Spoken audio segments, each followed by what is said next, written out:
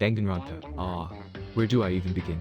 I wanted to get into the franchise years ago, until I have watched some reviews about it, and it wasn't pretty good one. This year I decided to actually give it a chance, and that's because I'm a murder mystery fan. I'm a fan of Detective Conan as well as the Ace Attorney series, so this game is right up the alley. I managed to finish the game, and all I have to say, I walked out of the game nearly brain dead at the moment from what I watched.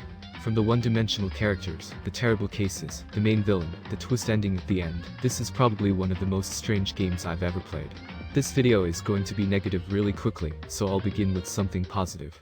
What Danganronpa does right is easily the presentation. It's absolutely amazing. I found myself sucked in on how stylistic and unique this game is. I really like the art style a lot, and it separates the franchise from other animes. Most of the character design look appealing. Also the graphics are pretty good, the cutscenes are great, the music and atmosphere are amazing. It captures the feeling of uncertainty and isolation. The way you enter dark areas or any disturbing places, you feel there is something unsettling going on.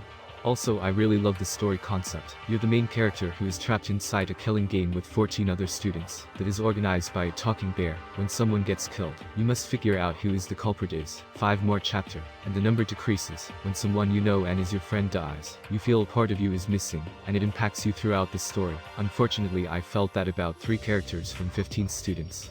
Anyway, I'll try and stay away from the negative and go back to the positive, so I'll discuss the characters. The main protagonist Naegi, he is the ultimate lucky student. He is the most interesting character in the game. He has a personality of a cardboard box. He's interesting. Sorry, I can't describe him by words. That's how I think of Naegi. There's a little going for him. From what I know, someone told me that Naegi's character was made like that because the developers made him an avatar for the player. From what I've seen, they failed at doing that completely. Ace Attorney did something similar to that with Phoenix Wright and Apollo Justice. It was well executed, you know why. I'll show you what DR did with Naegi. He's lazy, stupid, slow to deduce anything around him. He's socially autistic. Anytime he gets bullied, he's always on the defensive. He doesn't have any witty remarks or sarcastic quotes. He remains like that towards the end of the game, which makes it harder for me to get attached to him. Meanwhile, Phoenix and Apollo were given similar personalities to one another, but they made Phoenix easygoing, while Apollo being sarcastic and angry at people. However, they were determined to find the truth and the mystery surrounded around it, no matter what the cost, unlike Naegi, who's inept most of the time. Okay, this is way too negative.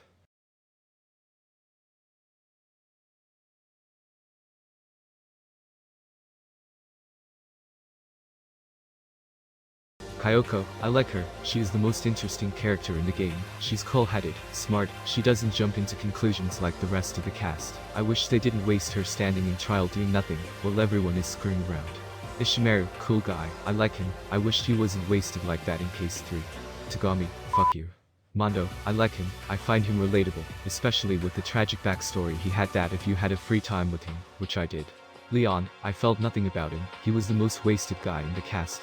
Hifumi. Next, Yoshihiro. A waste of space. I don't know why he survived in this game, he's useless. They killed him off in the demo, then the game decided, oh, let's replace him with another one, which turned out to be a mistake, considering how the entire story went out. Sayaka. I hated her at first, but she actually grown on me to be my favorite character among the entire cast. She probably the most relatable character in the whole game. It actually makes me want to beat the game, so she can have a happy ending fitting for her. And she's dead. And look who I'm standing next to. That stupid fat slob. Ashihana, I like her aside from that stupid fan service. Taoko. Fuck her, why is she still alive? Sakura.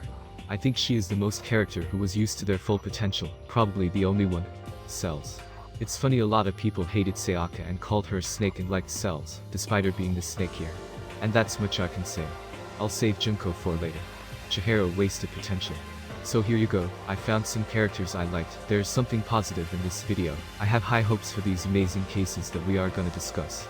Actually, we won't. These cases are some of the most lazy, poorly constructed cases I've ever witnessed. This game fails at the mystery department, as well as it fails at constructing crime scenes and trial scenarios. Like in the first case, when Sayaka was murdered, and there was a dying message that is Leon written backwards. Instead of presenting this evidence to India Leon as the culprit, we have to go for an hour of students arguing over nothing. Even thought none of these guys investigated the crime scene to begin with, except Kyoko and Naegi. You spend an hour deciphering all the evidence they had, until you finally get to the dying message. When you get to the dying message as the decisive evidence to accuse Leon as the culprit, you have to find 2 more decisive evidences to finally catch him. Why 2 more? The dying message was far enough. Why we need 2 more?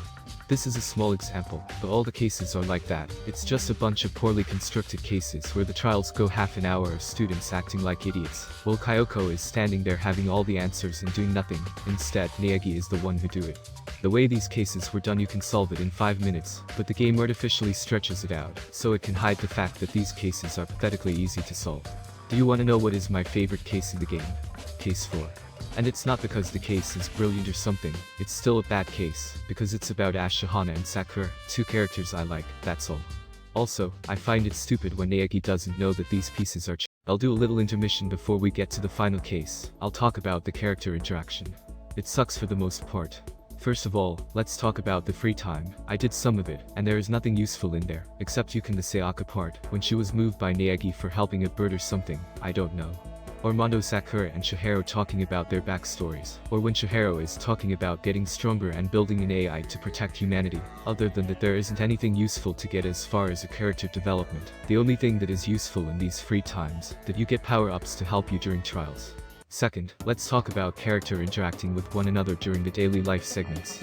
This game is full of characters either swearing at each other, talking about sexual references, or arguing over nothing.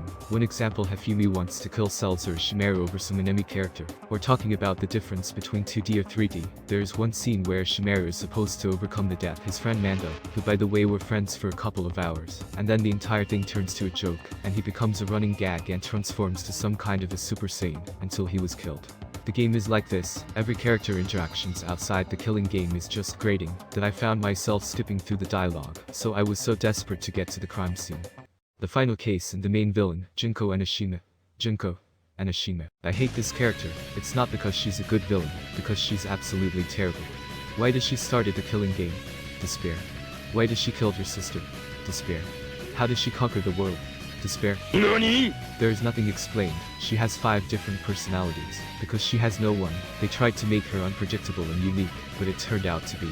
I haven't mentioned Monokuma just yet for a reason, and I'm going to bring a comparison between these two. Monokuma, without question, is the best character in the series. His cold, calculated demeanor is being disguised by a playful, fun exterior. He knows how to anticipate any actions from the students as well as pushing their buttons and exploit their weaknesses. Junko on the other hand comes out and make an ass out of herself and shows to everyone that she has no personality. Nothing is going to her. She's basically Harley Quinn without charisma, charm, or wit, and let's discuss her motive. Her motive for organizing the killing game is despair.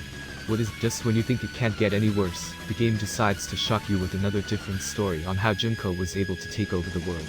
Yes, you heard it, take over the world by using some enemy mean brainwashing people. Not a region, not a country, the entire world. It just take a story that is supposed to be taken seriously, and turn it to a complete joke. The world is being taken over by this bland piece of trash. It is not believable in any sense of world.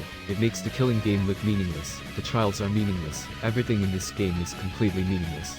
And I thought the truth or dare ending was bad. And to top it all off, the quote-unquote genius mastermind behind the killing game had the victory under her grasp. Yet she decides to give them a chance to win. Despite that, she can kill them by proving that despair is better than hope. Instead, Naegi defeats her by using the power of hope, love, and friendship. And she kills herself at the end for no reason whatsoever. Great writing, guys. I give this game 11 out of 10.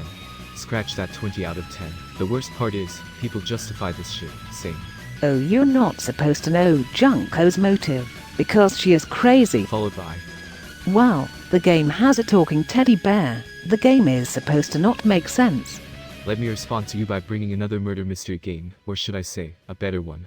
Enter the first Ace Attorney game. The main villain of the game, Prosecutor Manfred von Karma, killed the attorney Gregory Edgeworth 7 years ago. Before the events of the game, he tried to frame his son Miles Edgeworth for another murder. The reason why he did it, because Miles' father exposed him in a trial that day, and ended up penalizing him, completely destroying his perfect record. Manfred was in total shock about this, but he saw an opportunity to kill Gregory when Gregory, his son, and the bailiff were trapped in an elevator, so he did it. His motive was really stupid, but it made sense. This is a game that has some magical elements and a Magatama in the franchise, so there is no excuse for Danganronpa, that we don't know anything about the main villain that we were supposed to take down, and the later game doesn't even explain shit about her. They're just busy with something like this. Because I didn't like the story and the core gameplay and the cases, I decided to suggest my own ideal Danganronpa story. Before I make the changes, I want to clear out some things. 1. If you like the story and don't want to change anything about it, that's fine. 2.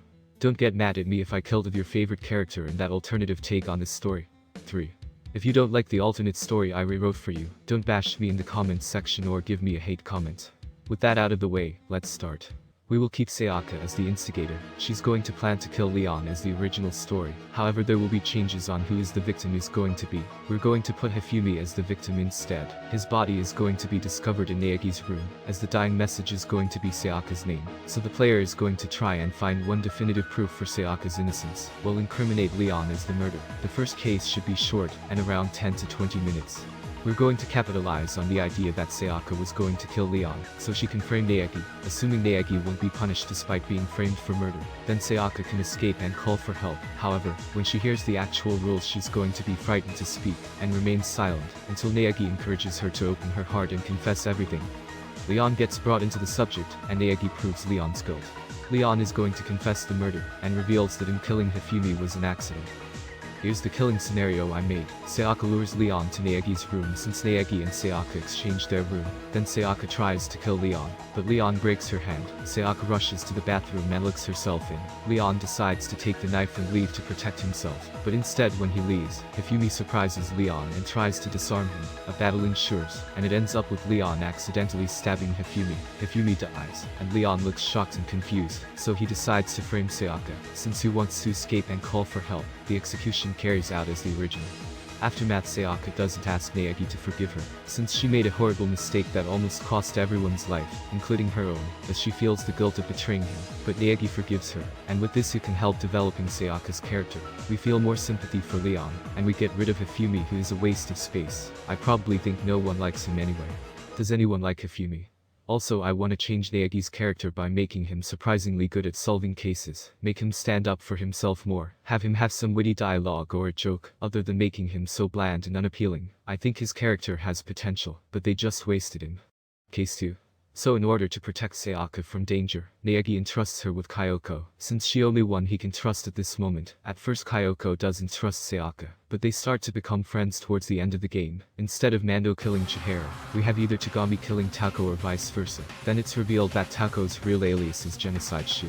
Tako is in general a bad character. I don't care about her backstory about her parents abandoning her or whatever. She's a useless character. The only thing going for her is her awkward fantasies on Tagami, which is gross, awkward and shameful. Her other personality, Genocide Shu, is an abomination, and Tagami is terrible anyway. Never liked him. He's a prick for no reason. He messes up the crime scene in case 2, for no reason to make the trial more interesting. He never changes as a character, and he never feels bad for the people he hurt, so go to hell Tagami.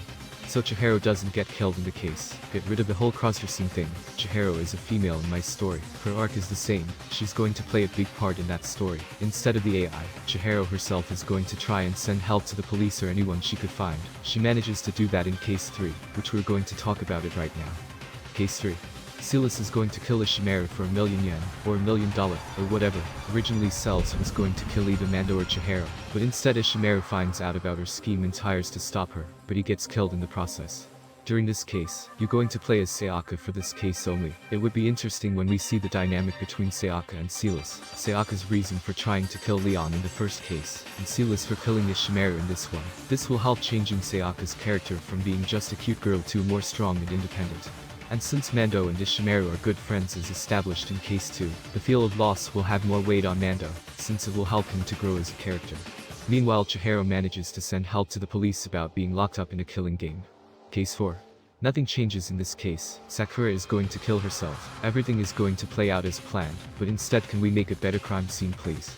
And Monokuma brutally executes Chihiro for trying to send help, making him more evil, angering Mando a lot more. Case 5 carries out the way it's supposed to be. Naegi is going to be saved by an AI made by Chihiro in case she dies. Naegi is going to be thrown into the garbage room, but there will be details I'm going to change in that room. There will be a broken stage that looks familiar, and a broken sofa that look familiar. Case 6. The mastermind is still Junko Enoshima. However, instead of having 5 stupid personalities, she has one personality, which is Monokuma's personality. None of this shebang stuff that she pulls off. Get rid of the brainwashing stuff. Junko is going to try and trick everyone that she conquered the world, instead of actually doing that, because it makes no sense. Also, change Junko's motive. Instead of that stupid motive, she hates the entire cast. She's actually older than she looks. She's in her mid-20s. She was kicked out once of the academy for being deemed inferior. Then she joined a cult group called the Disciple of Despair, and their mission is to destroy Hope Peak Academy. All about the greater good.